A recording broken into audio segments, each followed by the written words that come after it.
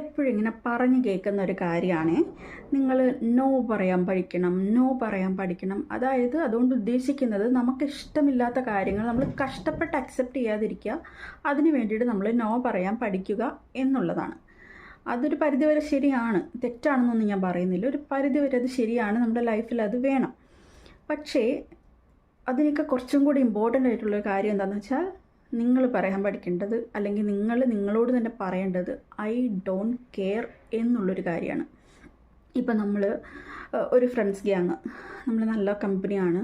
അപ്പോൾ കുറച്ച് ദിവസങ്ങളായിട്ട് അല്ലെങ്കിൽ പെട്ടെന്നൊരു സുപ്രഭാതത്തിൽ കുറച്ച് പേര് നമ്മളോട് മിണ്ടുന്നില്ല, അല്ലെങ്കിൽ ഒരാൾ നമ്മളോട് മിണ്ടുന്നില്ല, അല്ലെങ്കിൽ ഇൻഡിഫറൻ്റ് ആയിട്ട് അവർ പെരുമാറുന്നു. അങ്ങനെയൊക്കെ ഉണ്ടാകുമ്പോൾ ഉറപ്പായിട്ടും നമുക്ക് നല്ല സങ്കടം തോന്നും. അപ്പോൾ നമ്മളൊരു 2-3 ദിവസം അത് നോക്കുക, അത് ഓക്കെ ആകുന്നുണ്ടോ, അല്ലെങ്കിൽ ഒരു 1 വീക്ക് നിങ്ങൾ നോക്കുക അത് ഓക്കെ ആകുന്നുണ്ടോ. എന്നിട്ട് നിങ്ങൾ ജസ്റ്റ് അവരോട് സംസാരിക്കുക, എന്ത് പറ്റി, പഴയതുപോലെ അല്ലല്ലോ, ഞാൻ നിങ്ങളെ എന്തെങ്കിലും ഹേർട്ട് ചെയ്യുന്ന പോലെ ചെയ്തോ. അത് ചോദിക്കേണ്ടത് നമ്മുടെ കടമയാണ്.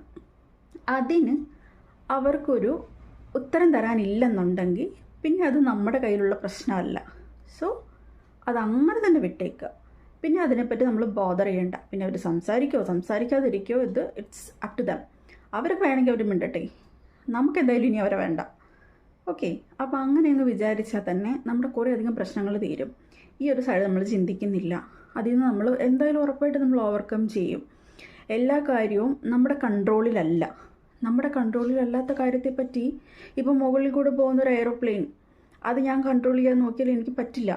പക്ഷേ ഞാൻ പറത്തി വിട്ടൊരു പട്ടം, അതിൻ്റെ നൂല് എൻ്റെ കയ്യിലുണ്ടെങ്കിൽ ഉറപ്പായിട്ടും എനിക്കത് കൺട്രോൾ ചെയ്യാൻ പറ്റും. സോ ഈ ഡിഫറൻസ് എല്ലാ കാര്യത്തിലും വരും. സോ അതിനെപ്പറ്റി ഒന്ന് ഇരുത്തി ചിന്തിക്കുക.